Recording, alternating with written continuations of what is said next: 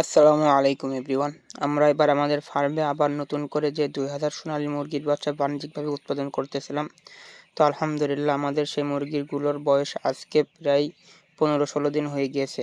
তো অনেকদিন অসুস্থ থাকার কারণে আমরা নিয়মিত আপনাদের মাঝে ভিডিও দিতে পারিনি, সেজন্য আমরা আন্তরিকভাবে দুঃখিত।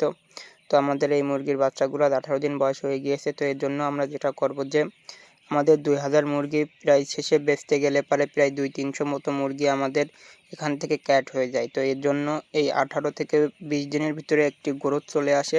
আর এই গ্রোথটা বিল্ড আপ করার জন্য আমরা এবার যেটা করলাম যে মুরগিকে আগের থেকে ক্যালসিয়াম দিলাম। এই ক্যালসিয়ামের কারণে মুরগির যেই গ্রোথটা আছে সেটা যাতে একটু বিল্ড আপ করা যায়, এবং যেই বেচতে গেলে পারে যেই 200-300 মতো মুরগি ক্যাট হয়ে যায় সেই সংখ্যাটা যাতে একটু কমে আসে, এই জন্য আমরা এই ক্যালসিয়ামটা দিলাম। ক্যালসিয়ামটি হলো এটিকেল ভেট।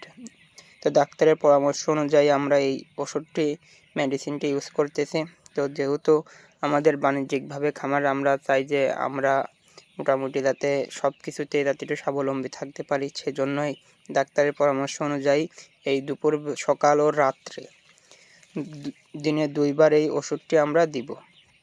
তো ওষুধটি দেওয়ার জন্য আমরা ভালোভাবে আমাদের পানির পাত্রগুলো পরিষ্কার করে নিলাম, এবং প্রতি লিটারে 1 গ্রাম করে আমরা এই ওষুধটি দিব। অর্থাৎ আমাদের এই বালতিতে 25 লিটার পানিতে আমরা 20 গ্রাম করে দিব। তো আলহামদুলিল্লাহ আমাদের ওষুধগুলো দেওয়া কমপ্লিট হয়ে গিয়েছে। তো আপনারা সবাই আমাদের জন্য দোয়া করবেন, আল্লাহ তাআলা যাতে করে আমাদের এই ব্যবসার ভিতরে বরকত দান করে। তো সবাই ভালো থাকবেন, সুস্থ থাকবেন, আর মুরগির খামার রিলেটেড ভিডিও পেতে আমার চ্যানেলটি সাবস্ক্রাইব করবেন। আসসালামু আলাইকুম ওয়া রাহমাতুল্লাহ।